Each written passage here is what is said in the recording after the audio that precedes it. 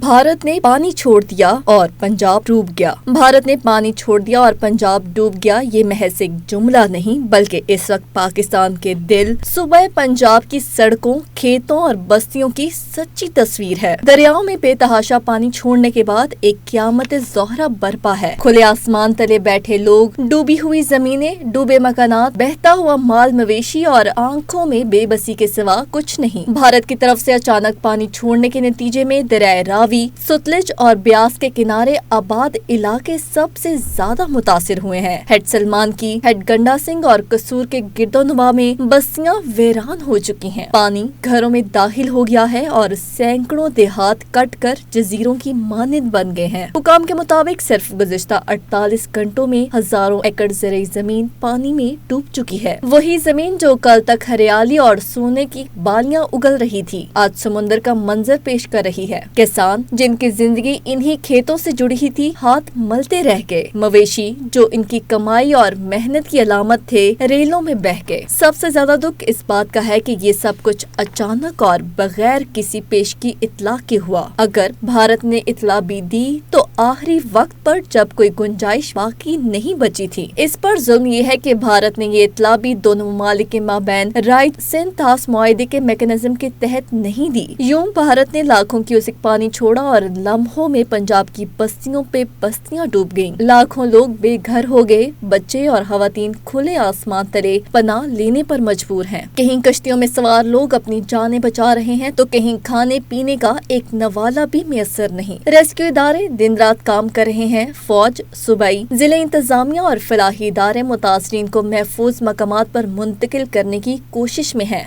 मगर रेला इतना बड़ा है कि हर लम्हा नए गाँव, नई आबादियां इसकी लपेट में आ रही हैं। बिजली, पानी और मवासलाती निजाम भी दरहम बरहम हो गया है। अस्पताल मुतासरीन से भर गए हैं और तिबी सहूलियात शदीद दबाव का शिकार हैं। एदादो शुमार बताते हैं कि अब तक दर्जनों अफराद जान से जा चुके, सैकड़ों जख्मी हैं और माली नुकसानात अरबों रुपए से तजावुज कर चुका है। ये सिर्फ एदाद नहीं, ये कहानियां हैं उन घरों की जो उजड़ गए, इन हवाबों की जो बहते पानी में कहीं खो गई। पंजाब इस वक्त एक कड़े इम्तिहान से गुजर रहा है। हुकूमत और फौज इमदादी सरगर्मियों में मसरूफ हैं, मगर मुतासरीन की तादाद इतनी ज्यादा है कि हर जानिब बेबसी की तस्वीर नजर आती है। बच्चे रो रहे हैं, औरतें सिसक रही हैं और बुजुर्ग अपने खोए हुए घरों को हसरत भरी निगाहों से देख रहे हैं। मगर ये सवाल अपनी जगह मौजूद है कि भारत ने पानी छोड़ने से पहले कोई मौसर इत्तला क्यों नहीं दी? क्या ये एक मंसूबा बंदी थी या लापरवाही? हुकूमत पाकिस्तान ने सख्त रद्द-ए-अमल का इजहार किया है और इसे 1960 के सिंथास मुआहदे की खुली खिलाफ वर्जी करार दिया है। माहिरीन के मुताबिक अगर बर वक्त इत्तला दी जाती तो बड़े पैमाने पर नुकसान से बचा जा सकता था। उधर मुतासरा इलाकों में अवामी गुस्सा बढ़ रहा है। लोग सवाल कर रहे हैं कि आखिर कब तक वो सियासत, मुआहदे और वादों की नजर होते रहेंगे? कब तक दरियाओं का पानी जिंदगी देने के बजाय मौत और तबाही लाता रहेगा? आज पंजाब के डूबते देहात और रोते चेहरों की कहानी एक सवाल छोड़ रही है। क्या हम मुस्तकबिल में ऐसे सानहात से बचने के लिए कोई हकीकी हिकमत अमली अपनाएंगे या हर साल यही मनाजिर दोहराते रहेंगे?